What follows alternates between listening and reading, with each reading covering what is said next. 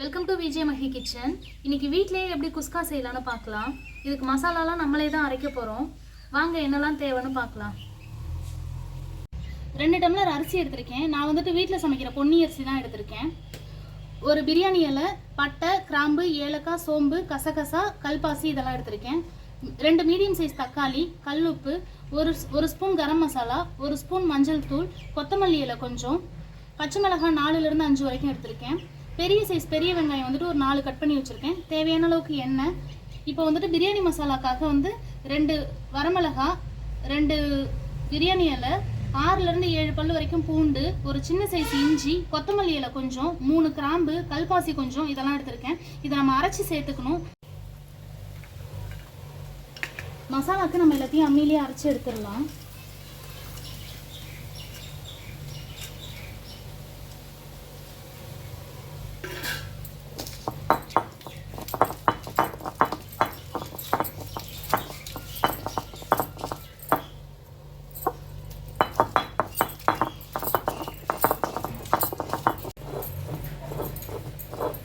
இப்போ நம்மளோட பிரியாணி மசாலா நல்லாவே மஞ்சிருச்சு, எடுத்துடலாம் இதை.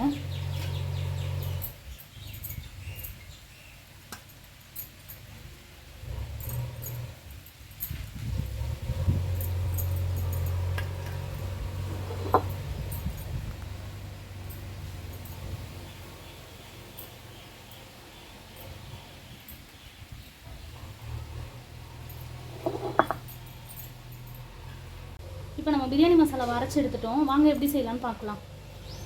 4 ஸ்பூன் எண்ணெய் போட்டுக்கலாம்.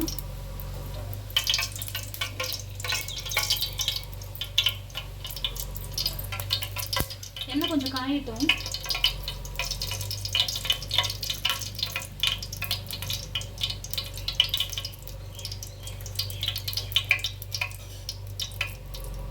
எண்ணெய் காஞ்சிருச்சு. பட்டை, கிராம்பு, ஏலக்காயெல்லாம் போட்டுக்கலாம்.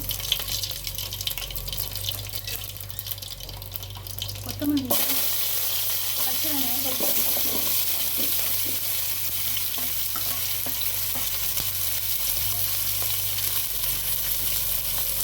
வெங்காயம் பச்சை மிளகாய் சேர்த்து அரைச்சிடலாம்.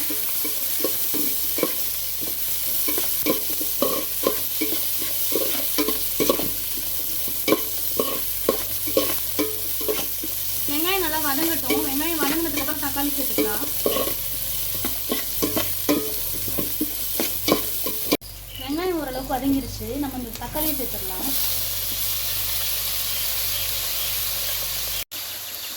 இஞ்சி பூண்டு பேஸ்ட் கூடவே நம்ம மசாலாவும் சேர்த்து அரைச்சிருக்கோம். இதையும் இது கூட சேர்த்துக்கலாம். நல்லா கலந்து விட்டுக்கலாம்.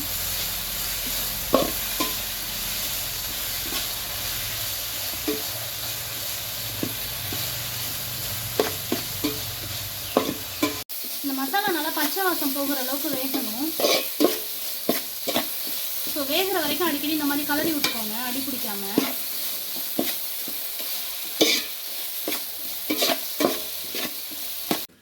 இப்போ இது ஓரளவுக்கு நல்லா வதங்கியிருக்கு. இந்த சமயத்தில் மஞ்சத்தூளையும் கரம் மசாலாவையும் சேர்த்துப்போம்.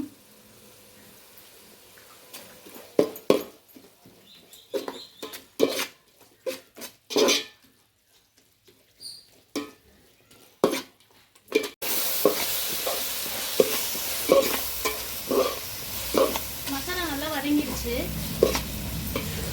நம்ம அரிசி எடுத்துக்கலாம்.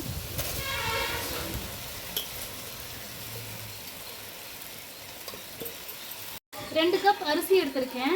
ஆனால் தண்ணி 5 கப் எடுத்திருக்கேன். ஏன்னா நான் அடுப்பில் செய்யறதால 1 கப் தண்ணி எக்ஸ்ட்ரா எடுத்திருக்கேன். நீங்கள் குக்கரில் செய்யறதா 4 கப் தண்ணியே போதும். உப்பு தேவையான அளவுக்கு போட்டுக்கலாம். நல்லா கலரி விட்டுக்கோங்க.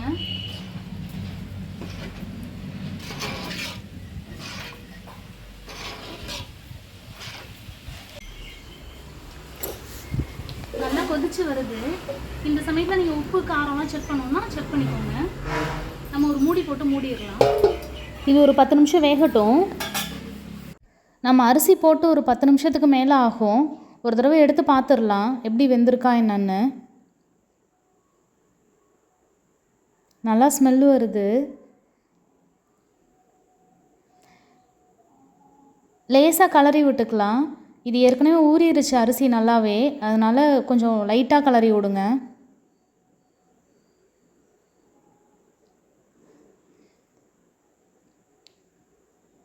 அரிசி ஒரு அரை வேக்காடு வரைக்கும் வெந்துருச்சு. இன்னும் ஒரு 10 நிமிஷம் வெந்துச்சு அப்படின்னா தண்ணி நல்லா வற்றிரும். அதுக்கப்புறம் நம்ம கொஞ்சம் தம் போட்டு எடுத்துடலாம். இப்போ குஸ்கா வெந்திருக்கும்னு நினைக்கிறேன். நம்ம ஒரு தடவை செக் பண்ணிக்கலாம்.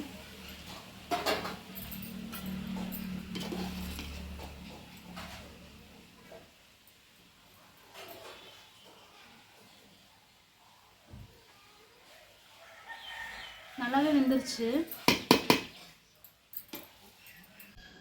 தீ இல்லாமல் அப்படியே தம்மில் போட்டு வேக வைக்கலாம் கொஞ்சம் நேரம். தம் போட்டுடலாம்.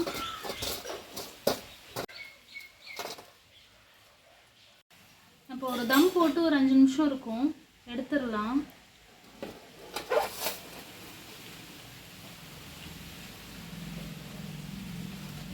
ஓகே, நல்லா அழகாக வெந்துருச்சு.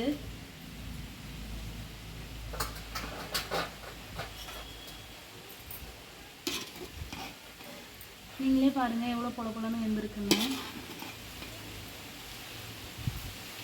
நம்மளோட குஸ்கா ரெடி. வாங்க சாப்பிட்லாம்.